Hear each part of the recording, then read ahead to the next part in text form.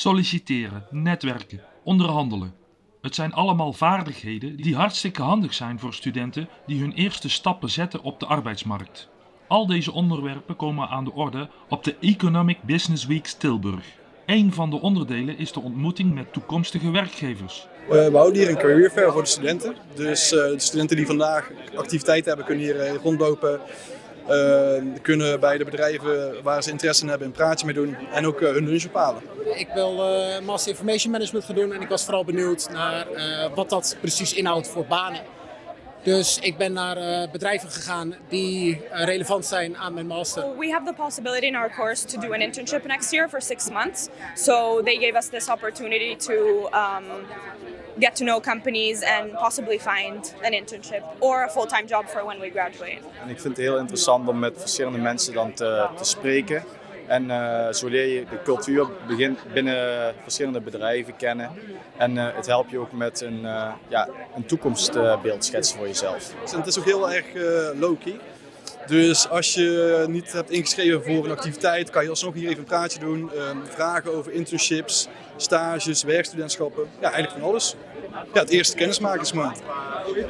Voor dat is het ontzettend belangrijk om op de Universiteit van Tilburg te staan. Omdat we hier heel veel studierichtingen vinden die we ook daadwerkelijk zoeken voor onze vacatures nu en in de toekomst. En heb je ook het gevoel dat je echt kennis maakt met zo'n bedrijf op zo'n fair? Nee, soort van. Uiteindelijk vertellen ze allemaal ongeveer hetzelfde. Het is allemaal open, informeel en superleuk natuurlijk. Maar je leert wel de persoon, je kan daar een connectie mee aangaan en je kan die daarna benaderen op LinkedIn en dan kan je toch een ander gesprek ermee aangaan. Plus ze bieden hier ook interviews aan waarmee je echt individuele gesprekken kan voeren. Niet met een recruiter, maar ook met een medewerker van het bedrijf. En daar kom je toch nog een stuk verder.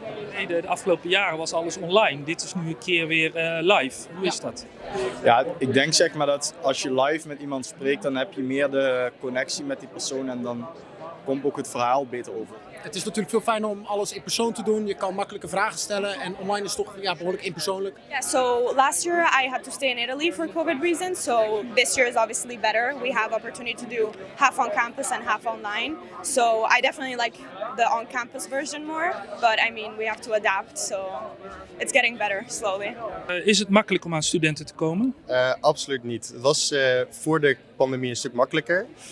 Maar we zien dat eigenlijk sinds de pandemie een beetje afvlakt. Dat het bijna niet te doen is om echt aan goede mensen te komen. Krapte op de arbeidsmarkt. Is zo'n markt dan nog wel nodig?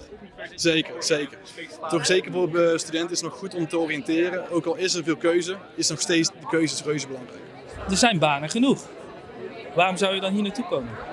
Het is voor mij vooral oriënteren en inderdaad, er zijn banen genoeg. Maar dat betekent dus ook dat er een heleboel bedrijven zijn die een baan aanbieden.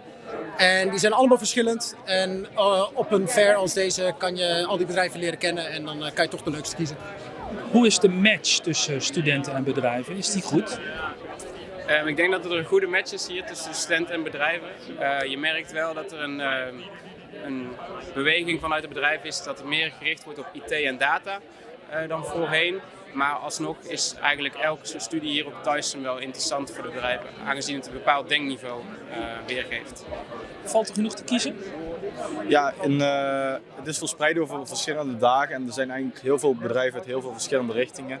En dus je kan je overal voor inschrijven wat je in jouw straatje past en dat biedt genoeg keuze voor iedereen, denk ik.